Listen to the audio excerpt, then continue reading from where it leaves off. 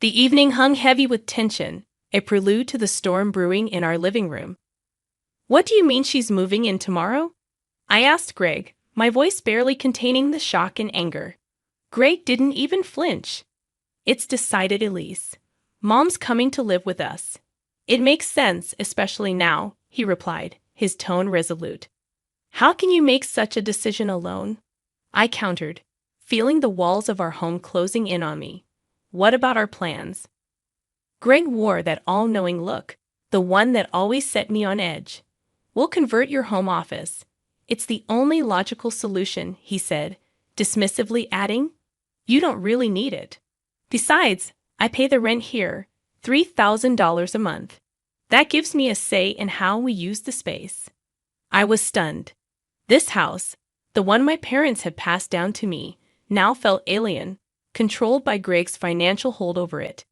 "But this is my family home," I whispered, more to myself than to him. Greg's voice was cold, devoid of the warmth I once fell in love with. "Your family home or not, I'm the one footing the bills now. Get your stuff cleared out by tomorrow." That night, I couldn't sleep. The realization that our marriage was a facade built on the shaky grounds of financial power and silent submission hit me hard. The next morning, I woke up to the sound of my office being emptied. Marian, Greg's mother, arrived with her suitcases, an unwelcome guest in my own home. In the days that followed, the tension escalated. Marian's presence was overbearing. She rearranged the kitchen, criticized my cooking, and worst of all, subtly belittled me in front of our daughter Mia. I felt like a stranger tiptoeing around my own life. Greg became more distant, his conversations curt, his nights late. Our home, once filled with laughter and shared dreams, now echoed with the sounds of unspoken resentments and forced politeness. One evening, I overheard Greg and Marian discussing finances. "Elise doesn't contribute much anyway," Marian scoffed. "She should be grateful we're letting her stay." I felt a surge of anger. This was my family home, a place of cherished memories, now being reduced to financial transactions and power plays. The next morning, I confronted Greg. "I want to talk about the rent," I said, my voice steady despite the turmoil inside. This was my family's home. I never agreed to pay rent. Greg's response was a mix of arrogance and indifference. "Well, things change, Elise. I'm paying the bills, so technically, it's more my house than yours now." That was the moment I knew our marriage, a delicate balance of love and compromise, had crumbled under the weight of control and disrespect. I called my father, Nolan, my voice shaking. "Dad, I need your help. It's about Greg." As I hung up, I realized that this was just the beginning. I wasn't going to let Greg and Marian turn my life into their dominion. They might have underestimated me, thinking I'd crumble under their control, but they were wrong. I was my father's daughter, and I knew a thing or two about standing my ground. Sitting in the empty room that used to be my office, I couldn't help but reminisce about the early days with Greg. We were like two pieces of a puzzle, fitting perfectly with our differences. But now those differences were tearing us apart. I remembered our first date, how Greg's laughter had echoed in the autumn air, how he had looked at me as if I was the only person in the world. It was hard to reconcile that memory with the man who had just usurped my family home. My phone buzzed, pulling me back from the past. It was a text from my father, Nolan. "All right, I'll take care of it. Meet me at the shop tomorrow." Nolan's auto repair shop had been a cornerstone of my childhood. It wasn't just a place of business. It stood as a testament to my father's hard work and dedication. Much like our family home, the shop held memories of a life once brimming with warmth and togetherness. The next day, I stepped into the familiar scent of oil and metal. Dad was beneath a car, his hands moving expertly as he worked. "Dad," I called out. He slid out from under the car, wiping his hands. "Elise, let's talk in the office." The office was a cozy space adorned with trophies from car shows and framed family photos. It encapsulated happier times. "I can't believe Greg is doing this," Dad said, his eyes reflecting a mix of anger and concern. "I know, Dad. I think it's time for some payback," I replied. Dad nodded, a determined look crossing his face. What do you have in mind?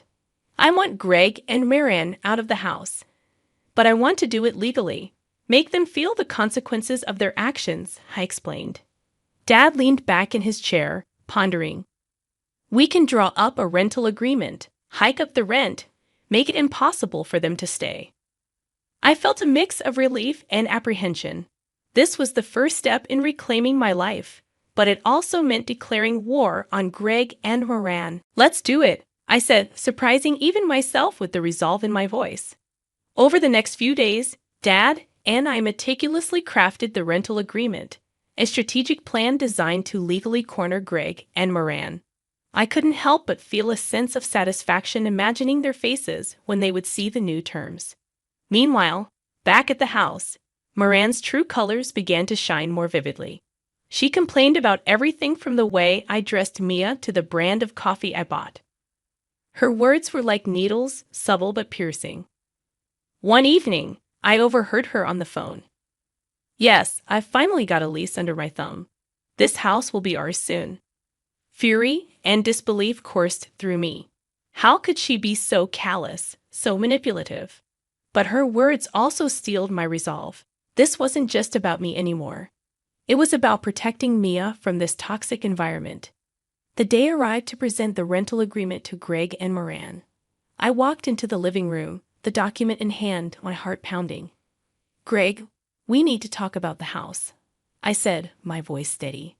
As Greg's eyes scanned the pages, I saw a range of emotions flicker across his face. Confusion, disbelief, and finally, anger. This is absurd. The rent's been raised tenfold, he exclaimed. I said, meeting his gaze, it's the market rate for this property. If you can't afford it, you'll have to find somewhere else to live. Greg's face turned red, his anger palpable. You can't do this to us, he protested. I can, and I am, I replied, feeling a sense of empowerment I hadn't felt in years. This is my family home, Greg. You've forgotten that, but I haven't.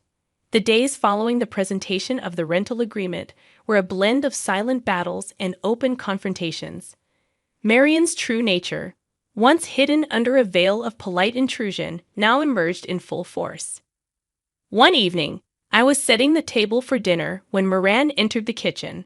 Her eyes quickly scanned the room, landing on the simple yet nutritious meal I had prepared. This is what you call dinner? She scoffed. Back in my day, we knew how to provide for our families properly. I clenched my teeth, forcing a polite smile. It's healthy, and Mia likes it, I defended.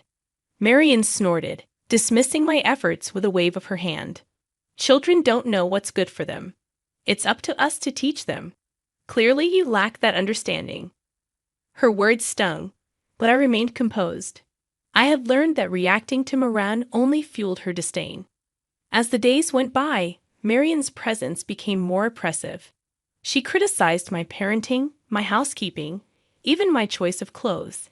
It was as if she was deliberately trying to provoke me.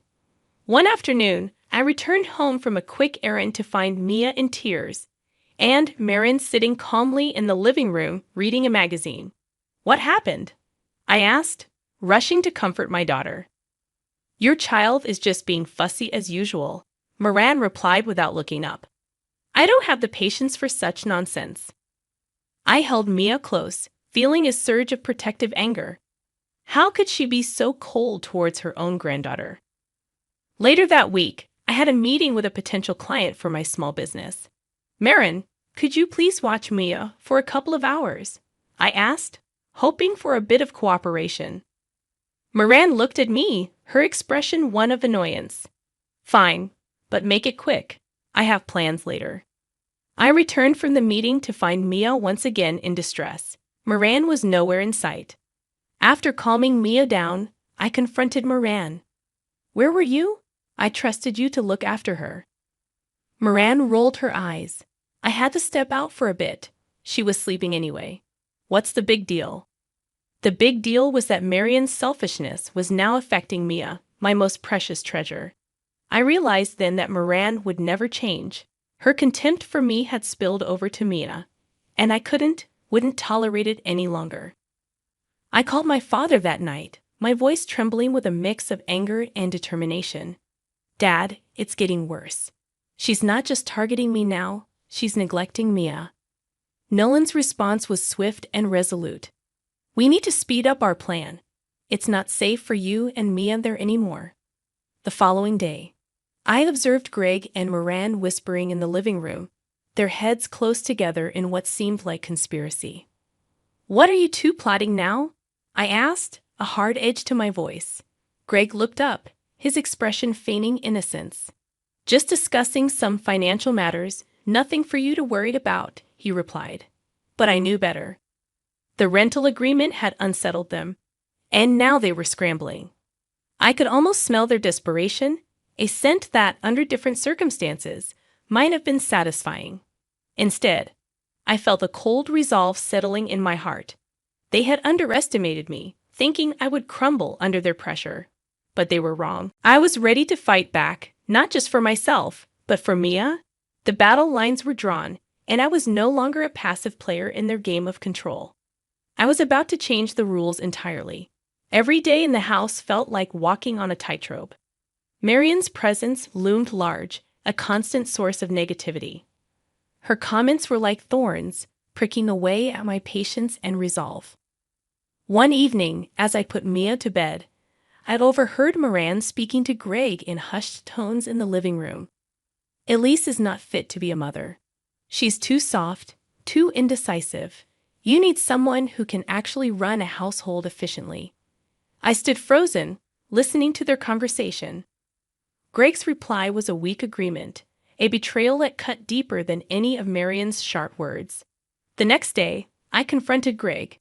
Do you really think I'm a bad mother? I asked, my voice shaking. Greg avoided my gaze. It's not just about being a mother, Elise.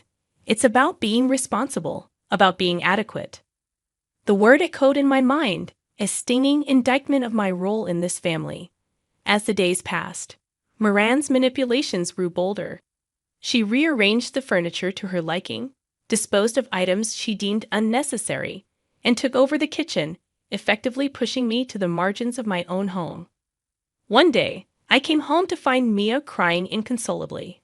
Moran was in the kitchen, completely ignoring her. Why aren't you attending to her? I demanded, my heart racing with worry. Marion shrugged, a cold detachment in her eyes. She needs to learn to soothe herself. It's part of growing up. That night, I called my father, my voice a mix of anger and desperation. I can't do this anymore, Dad. Greg and Marion are destroying everything I hold dear. I need to get out. Nolan's response was immediate and firm. You and Mia come stay with me. We'll sort this out. I hesitated. Leaving the house meant giving up the fight, but staying meant subjecting Mia and myself to more torment. The decision crystallized the next morning when I found my personal belongings boxed up in the garage. Marion had decided they were cluttering the house. That act of violation was the final straw. I packed our essentials, taking one last look at the home that had once been a haven of love and happiness. As I closed the door behind me, a sense of relief washed over me. I was leaving behind the oppressive walls of that house, but I was also stepping into the unknown. Staying with my father brought a sense of peace. Months had passed without the warmth I once knew, but Mia's laughter filled the house once again. However, the battle was far from over. I sat with my lawyer to discuss the divorce proceedings. I want full custody of Mia, I stated firmly, and I want the house back. The lawyer nodded, recognizing the gravity of the situation. We'll build a strong case. You have rights. As the legal proceedings began, I realized this was more than just a divorce. It was a fight for my identity, my daughter's future, and justice against the tyranny of Greg and Moran. Greg's reaction to the divorce papers ranged from shock to anger. You're making a mistake, Elise. You won't win this, he warned. But I was resolute. I had endured enough. It was time to reclaim my life and protect my daughter from the toxic environment they had created. I was no longer the passive, accommodating Elise. I was a mother, a fighter, ready to take back control. The divorce proceedings became a cold, calculated dance of legal maneuvers and emotional confrontations. Greg's shock quickly turned into bitter determination to fight back. In the lawyer's office, I review the contested custody and house claims. He's contesting the custody of Mia, I said, disbelief lacing my voice. The lawyer nodded solemnly. He's also challenging your claim to the house, but we have a strong case. As the legal battle ensued, my resolve hardened. This was no longer just about leaving a failed marriage. It was about standing up against the injustice and manipulation I had endured. In the midst of this, my father and I finalized our plan for the rental agreement, a strategic move designed to legally compel Greg and Marian to vacate my family home. One afternoon, I arrived at the house to deliver the new rental terms. Greg and Moran awaited me, their expressions a mix of defiance and curiosity. I handed Greg the document, watching his face as he read through it. "This is ridiculous. You're increasing the rent to an exorbitant amount," he explained. "Yes, Greg," I replied calmly. "That's the market rate for a property of this size and location." Moran interjected, her voice shrill with panic. "You can't do this to us, Elise. This is our home." "No, Moran," I countered, standing my ground. "This is my family home. You and Greg have made it clear that I'm not welcome here. So, if you wish to stay, these are the new terms." Greg slammed the document on the table, his anger palpable. "We'll fight this. You won't get away with it." But behind his words, I sensed his fear, the realization dawning on them that they were losing control. As I left the house, a bittersweet feeling enveloped me. Reclaiming my home was a significant step, but Mia's abandoned toys in the living room reminded me of the personal cost of this battle. The days that followed were a whirlwind of legal appointments and emotional upheaval. I clung to Mia, her innocence and love anchoring me in the storm. During one of the hearings, Greg's true colors came to the forefront. "Elise is unstable, Your Honor," he claimed. "She's not fit to be a sole custodian." My heart pounded as my lawyer countered his baseless accusations with evidence of my stable income and loving relationship with Mia. In a subsequent meeting, Greg's lawyer proposed a settlement.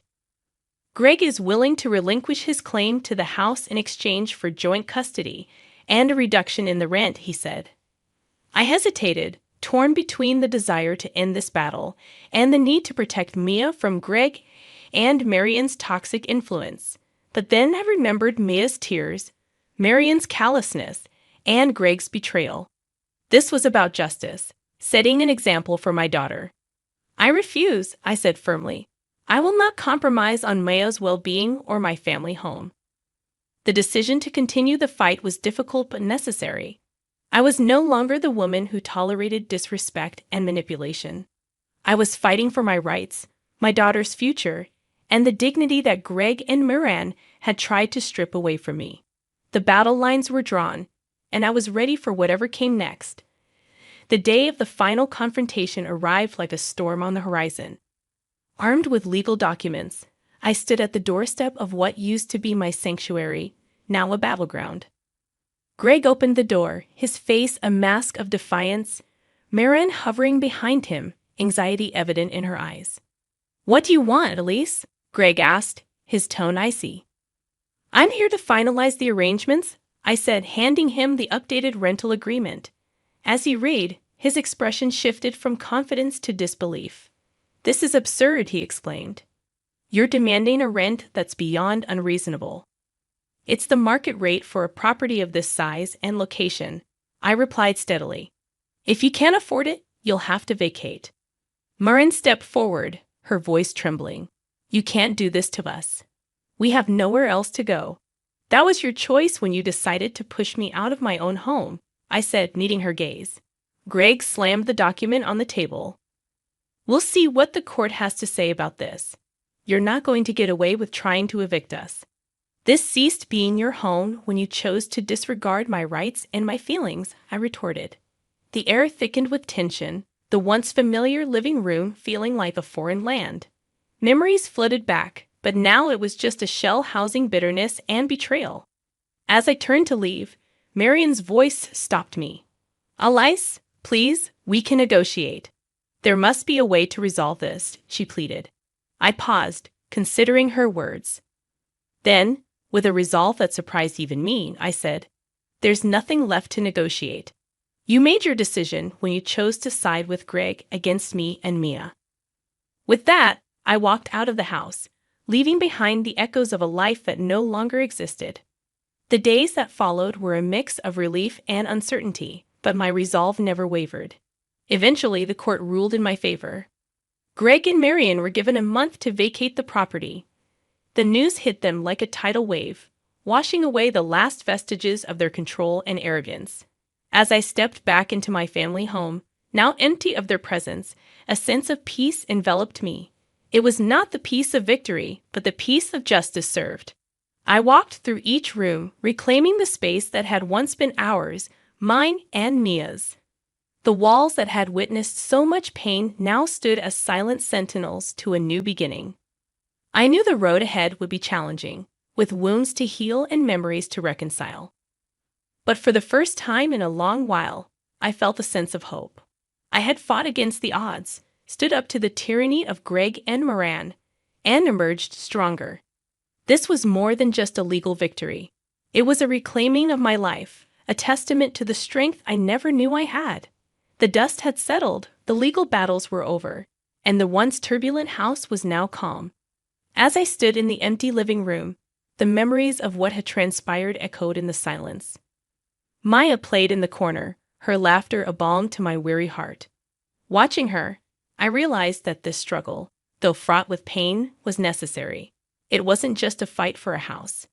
It was a battle for our future, for our peace. The day Greg and Murray left, I saw a glimpse of realization in their eyes, a dawning understanding of the consequences of their actions. Moran looked back at the house, her expression one of loss and regret. Greg, defeated and subdued, didn't meet my gaze. In the weeks that followed, I focused on rebuilding my life. I returned to my small business, finding solace in the familiar routine and the support of my regular customers. Mia thrived in the newfound stability, her resilience a testament to the strength of our bond. One afternoon, as I was closing the shop, a familiar face appeared at the door. It was Greg.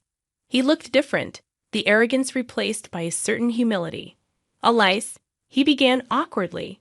"I wanted to apologize for everything." I listened, a mix of surprise and skepticism. "Why now, Greg?" He sighed, a deep, weary sound. "Losing the house, the divorce. It made me realize how wrong I was, how much I lost because of my pride and my mother's influence." I considered his words, the years of pain and struggle flashing through my mind. "Your apology doesn't change what happened, Greg, but I accept it for Mia's sake." Greg nodded, a look of relief passing over his face. "Thank you, Elise, and I'm sorry truly."